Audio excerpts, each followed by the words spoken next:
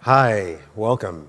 My name is Zane Starr, and I wanted to talk to you about a problem that we have currently in the ecosystem. And that problem is, how do we connect users of decentralized services with developers that are developing decentralized services? What I'm calling the decentralized service gap. So just a little bit of background about myself. I work in the ETC Labs core dev team, where I primarily focus on tooling. Prior to that, I worked on decentralized science fiction for Consensus. And sort of throughout my career, I've had to focus on infrastructure and building services, from everything to wireless sensor networks to working on big data problems for Groupon. And so to sort of frame this problem, I wanted to open with this question. So, how many of us out there are running full nodes or using light clients to connect to dApps? Just a show of hands. How many of your users, if you're a developer, are using full nodes or light clients to connect? So just a casual look around, there's just one or two or just three hands popping up. And so you kind of really have to ask, why is this? And like, what is the problem? So as developers, we're always looking for a way to sort of avoid centralization. So if you look at the image on the left, we have this big blue like circle, and we have these red dots around it, and that's centralization, which is what we have currently today with the standard web. And what we really want is this decentralized network. And so we need ways to get users to actually run the services. So we don't have an image that looks centralized, but one that's decentralized. So that improves security. There's no central point to just disconnect the network. There's a host of benefits to this. And so the question really is how do we get to this? So what are users really facing? The problem is, like, what does it take to start a service? And so here, I'm just trying to start Geth, and it's kind of hard, even for a developer. And so just for example, there are over 26 combined different arguments to just start a network over across parity or Geth or multi-Geth, which is just too much of a cognitive load. And so what we really want is to allow developers to hit a "that was easy" button. So you hit this launch service, and all of a sudden, you're on a decentralized network. You're no longer going through this very centralized hub, and you're just a part of this node. So the question is how do we get there, and how do we bridge this gap? Because as developers, what we really want is this decentralized network. And as a user, what we really want is this "that was easy" button.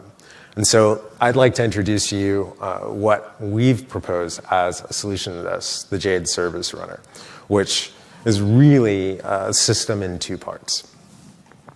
So what do we do? Well, the first thing you want to do is give the user a "that was easy" button. So we have built an installation tool that allows the user to just go through and install a decentralized service, hit a button, and then launch, and then select what network they want to run. So in this case, we've installed multi-Geth with a single button press, and then just started multi-Geth on the Kadi network. And so this provides an interface for developers to then connect to it. So again, we're trying to get to this point where we have a "that was easy" button. I don't really need to understand too much of the details of what went on, but I have control of it. So as a developer, what we've done is provide the tools to make it such that in 5 lines of code, you can simply start a decentralized service, prompt the user to install it. You can also request access to run it. And so what we have on the left is the code to do that, and on the right is a proposal that we have for the permissions to allow it. So it should be as easy as installing or running an app on your phone. All right, so what is this actually doing? So we have our dApp on the left. Service runner sits in the middle, which proxies requests to the underlying services in the background. So here we have classic graph parity. And so Shane, in his talk before, talked about Bitcoin nodes and being able to run these different services. What the Jade Service Runner provides is an interface to make easy installation, daemonization, so that means that the process that's running is always kept alive, and access in terms of location and discovery for what an individual user is running. All right, so what does the future look like? The future really looks like a modular synth, in our opinion. And so if we have generic, easily discoverable interfaces where there are lots of different components that dApp developers have access to, and you can just kind of plug these different things in, then you can make really interesting music, and it's discoverable, so it's accessible to all sort of developers. So practically, what does this look like? Practically, the future looks like single-click installation, easy access for permissions, and peering between Jade Service Runners. So just to step through this very briefly, we have a dApp that's just sort of a light dApp, and it doesn't actually have access to install a service runner. So it just runs a client, which connects to other people that are running service runners, which are all interconnected, which allows for service discovery. It uses openrpc.discover to allow this dApp user to discover what's being run. And these service runners are tied to a decentralized registry, which allows for easy installation and the specification for how these services should be run. So here we have a local machine where a user is running one of these service runners and being a peer in the node.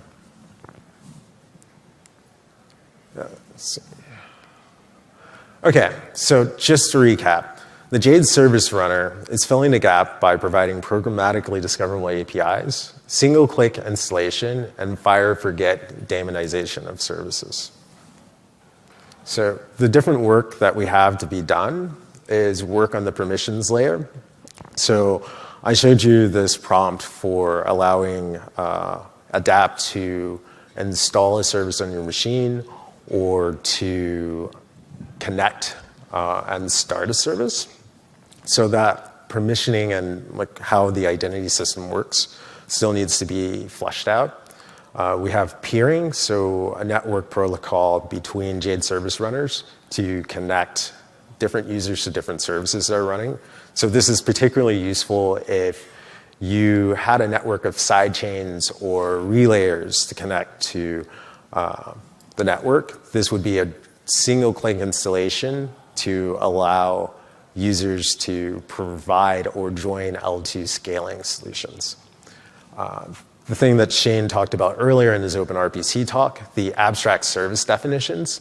So imagine that it doesn't really matter what client that your dApp connects to. You just want an Ethereum client. So using OpenRPC, you make the specification that says, just give me an ETH client. So this is already an EIP 1901. And so what this allows for you to do as a developer is to say, abstractly, give me a service that implements this description. And so you can go and do that, and the network will either install a service that meets that and allow you to start it and make a request. And the other thing is a decentralized service registry, which you can kind of view as an app store for decentralized services. So I want to connect to Cosmos or something like that. So how do I do that? Oh, okay, cool. I can just point to the Cosmos registry, and then I can say, okay, I'll download the configs for this, and then button click, you're done. So the other thing that we're kind of thinking about, but we haven't really solidified, is support for bridging between JSON RPC and GraphQL, or bridging between JSON RPC and gRPC. So I'd like to invite you to help us move things forward and build awesome tools that improve interoperability, help L2 scaling solutions, and really help us build a decentralized network. So check out our docs at Jade Builders, OpenRPC, and the Jade Service Runner codebase. Pull requests are welcome, and we're going to do a workshop today. So stop by and let's build. Okay.